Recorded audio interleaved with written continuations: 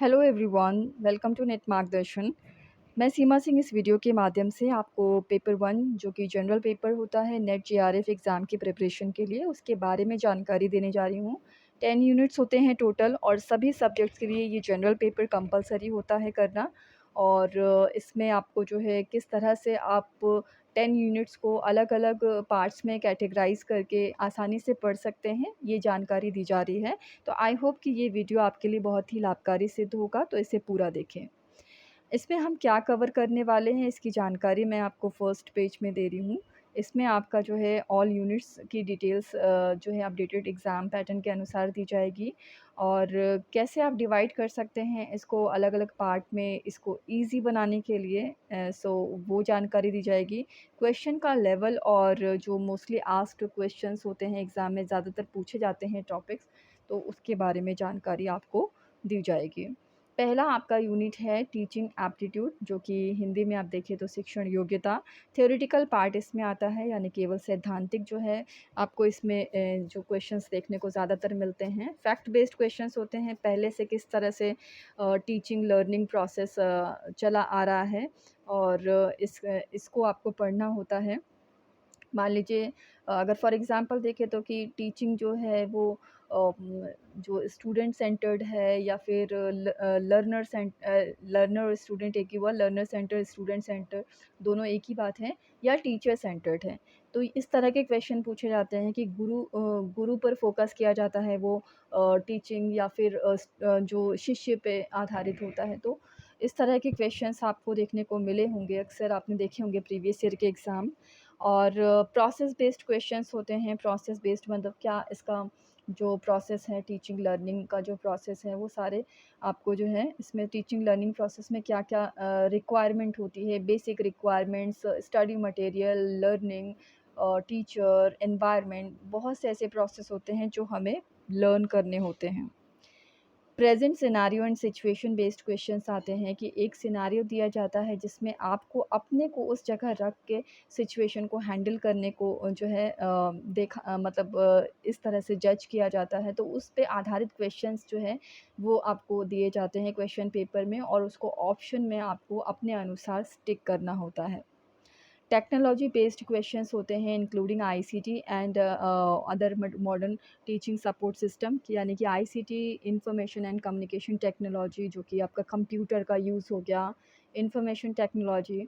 सो इससे इस पे भी आधारित क्वेश्चंस होते हैं क्योंकि आजकल आपने देखा होगा आईसीटी का यूज़ जो है वो बहुत सी जगह किया जा रहा है और शिक्षक को जो है इफ़ेक्टिव बनाने के लिए, एजुकेशन को इफ़ेक्टिव बनाने के लिए, लर्निंग को इफ़ेक्टिव बनाने के लिए इसका यूज़ किया जा रहा है टीचिंग में। रिसर्च एप्टीट्यूड सेकंड आपका जो है यूनिट है शोध अभिवृत्ति। इसमें भी थ्योरेटिकल जो है पार्ट आता है। सो थ्योरेटिकल पार्ट आता है बट एक, हाँ, जैसा कि नाम से आप देख सकते हैं रिसर्च एप्टीट्यूड, तो एक्सपेरिमेंट भी होगा। ये एक्सपेरिमेंट पे आधारित भी क्वेश्चन होंगे, रिसर्च पे आधारित क्वेश्चन होंगे। सो ये नाम के आधार पे एक जो फर्स्ट टॉपिक है आप देख रहे होंगे experimental and research based. Fact based question होंगे कि पहले से जो रिसर्च चली आ रही है किस तरह से जो है उसको एज़ इट इज़ आपको जो है पढ़ के याद करना होता है। टाइप्स ऑफ रिसर्च है, मेथड ऑफ रिसर्च है, बहुत से ऐसे टॉपिक्स होते हैं जो आपको लर्न करने होते हैं। प्रोसेस बेस्ड, क्या प्रोसेस है इसका, किस तरह से स्टेप बाय स्टेप प्रोसेस चलता है, वो सारी बातें आपको ध्यान रखनी होती हैं।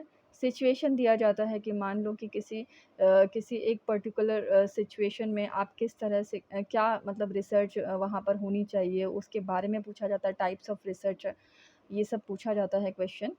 और इसमें भी टेक्नोलॉजी बेस्ड क्वेश्चंस होते हैं including ICT and other modern teaching support system, यानी कि अब जैसे जो भी टीचिंग सपोर्ट सिस्टम्स होते हैं तो उनको यहाँ पर जो है आपने देखा होगा कि रिसर्च में भी आपने आईसीटी का यूज़ देखा होगा और इसमें किस तरह से हम जो है हर जगह टीचिंग का जो है योगदान है।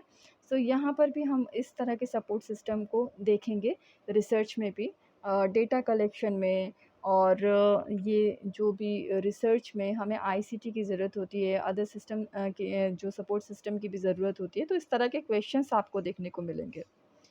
कॉम्प्रिहेंशन बेस्ड क्वेश्चंस कैसे होते हैं, ये आपका थर्ड यूनिट है। इसमें 2 तरह के कॉम्प्रिहेंशंस होते हैं। एक होता है ईज़ी और एक होता है डिफ़िकल्ट। ईज़ी आपको जो है क्या फ़ॉलो करना चाहिए ट्रिक इसमें, इस तरह के जो पैसेज होते हैं वो ईज़ी टू अंडरस्टैंड होते हैं। इसके लिए आपको क्वेश्चन को एक बार पढ़ना है, उससे एक कीवर्ड उठाना है जिसके बारे में पूछा हो, और उस कीवर्ड को आपको पैसेज में सर्च करके उसका आंसर आसानी से मिल जाता है। और दूसरे तरह का डिफ़िकल्ट जो होता है, अंडरस्टैंडिंग में डिफ़िकल्ट होता है वो पैसेज, उसका कोई रिलेशन, कहीं से कोई कनेक्टिविटी नहीं दिखता एक दूसरे से। अगर आप पढ़ते हैं पैसेज को, तो आपको ऐसे पैसेज के लिए क्या करना चाहिए, एक प्रेफर्ड लैंग्वेज जो है सिलेक्ट करनी है।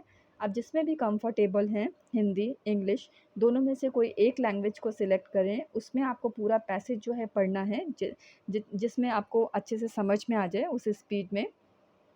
और उसके बाद उस पैसेज को स्टोरी की तरह अपने दिमाग में आपको बिठाना है, और उस तरह से फिर उसके बाद आपको क्या स्टेप फ़ॉलो करना है, क्वेश्चन को पढ़ना है। क्वेश्चन को पढ़ के, ऑप्शन को पढ़ के उनको रिलेट करना है एक दूसरे से, और उसके बाद उस स्टोरी बेस पे आपको जो है उसका आंसर देना है। मान लीजिए कि आपको प्रॉपर नहीं आपके दिमाग में है वो, या आपने बस ये है कि समझ लिया है, तो आप एक बार गो थ्रू कर सकते हैं। एक बार पैसेज को देख सकते हैं वेरीफ़ाई करने के लिए कि मैं सही हूँ या नहीं। और इससे रिलेटेड आपको वीडियोज़ भी मिल जाएँगे, अपलोडेड हैं दोनों तरह के वीडियो। दोनों तरह के वीडियोज़ में आपको जो है ट्रिक्स भी बताई गई हैं, स्टेप्स भी बताए गए हैं, तो उसको आप देख सकते हैं नेट मार्गदर्शन चैनल में। देन उसके बाद 4th जो यूनिट है वो कम्युनिकेशन का है, जिसमें संप्रेषण इसको बोला जाता है। इसमें भी थ्योरेटिकल बेस्ड क्वेश्चंस होते हैं, और इसमें थ्योरेटिकल बेस्ड क्वेश्चंस में आपको फैक्ट बेस्ड, तथ्य पर आधारित क्वेश्चंस आपको मिलते हैं। प्रोसेस बेस्ड क्वेश्चन मिलते हैं। प्रोसेस मतलब सेंडर, रिसीवर, चैनल, और इन सब के बारे में आपको जानकारी मिलती है। आप देख सकते हैं कि क्या प्रोसेस है इसका कम्युनिकेशन का, कहाँ से फैक्ट पर आधारित में होता है कम्युनिकेशन का जो वर्ड है वो किस भाषा से लिया गया है, और कम्युनिकेशन पहले कैसे होती थी, और उसके बाद उसका किस तरह से डेवलपमेंट हुआ। बहुत सी ऐसी बातें हैं जो आपको फैक्ट बेस्ड पे आपको लर्न करनी होती है। कम्युनिकेशन के मॉडल्स क्या हैं, लेवल्स क्या हैं, तो इन सब बातों को आपको पढ़ के समझना होता है, और उससे रिलेटेड क्वेश्चंस आते हैं। प्रेज़ेंट सिनेरियो क्या है, जैसे आपने देखा होगा कि बहुत से ऐसे क्वेश्चंस आपको देखने को मिलते हैं फ्रीक्वेंटली, जो क्वेश्चन पूछे जाते हैं, वो होते हैं क्लासरूम कम्युनिकेशन। सो इससे रिलेटेड आप जो है पढ़ें।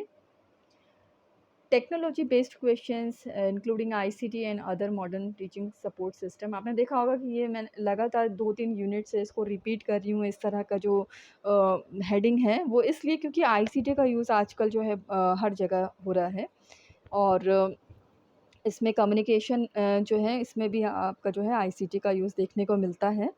सो इसलिए मैंने जो है यहाँ पर इसको इंक्लूड किया है। तो इससे रिलेटेड क्वेश्चंस आपको देखने को मिलेंगे।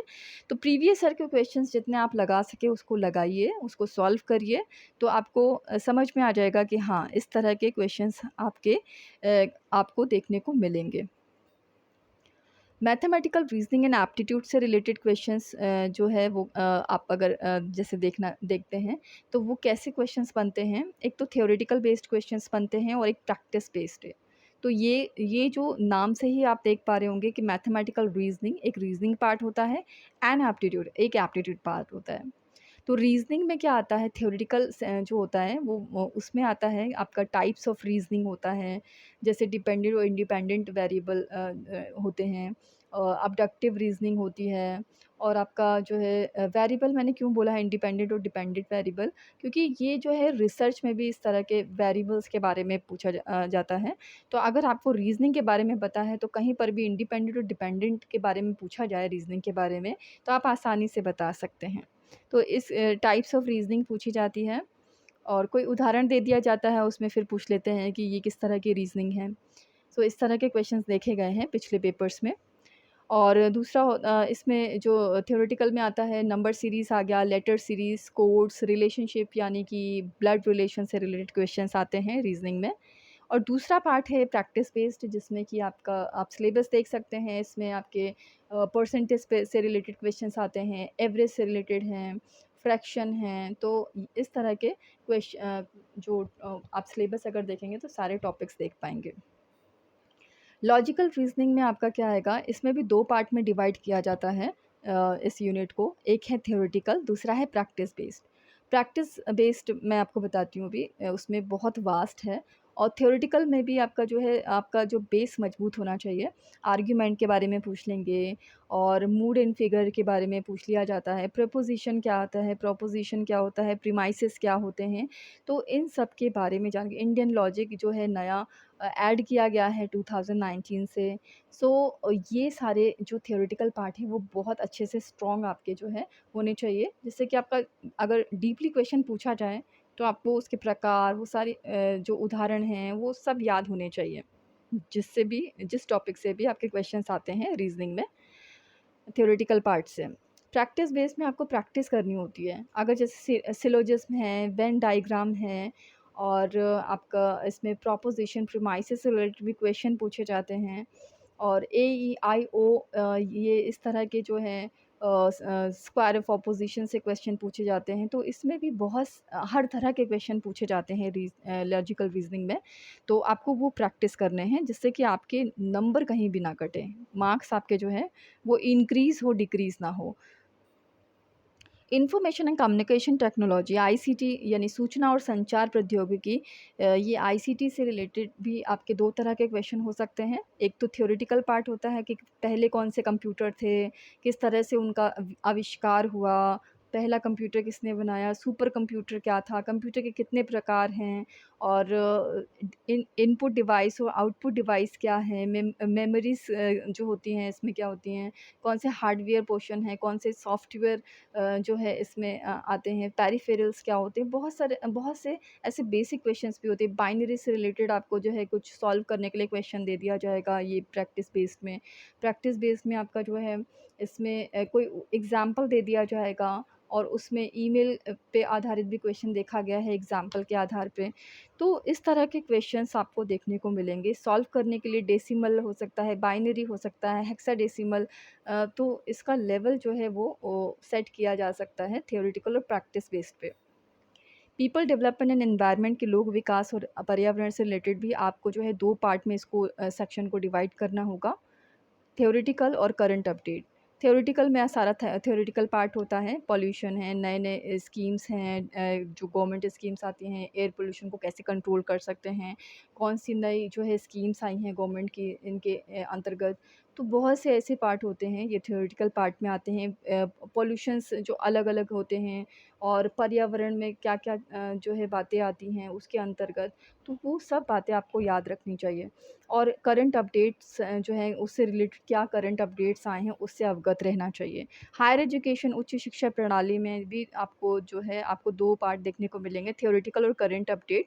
तो थ्योरेटिकल में आपका जो है आ जाएगा कि पहले शिक्षा प्रणाली कैसे होती थी, किस तरह से यूनिवर्सिटीज़ का विकास हुआ, आफ्टर इंडिपेंडेंट किस तरह से जो है यूनिवर्सिटीज़ एस्टेब्लिश्ड हुई, कौन किसका योगदान था, शिक्षा प्रणाली को कैसे सुधार किया गया। तो बहुत से ऐसे ओल्ड यूनिवर्सिटी कौन-सी थी, उसके बाद कौन-सी यूनिवर्सिटी आई, हेरिटेज यूनिवर्सिटी कौन-सी थी, तो इस तरह के क्वेश्चंस देखे गए हैं। सीक्वेंस भी आता है इसमें कि पहले कौन-सी यूनिवर्सिटी स्थापित हुई है और करंट अपडेट से रिलेटेड तो कौन शिक्षण जैसे न्यू एजुकेशन पॉलिसी हो गई और नए-नए अपडेट्स जो होते हैं हायर एजुकेशन से रिलेटेड वो आपको इसमें देखने को मिलेंगे।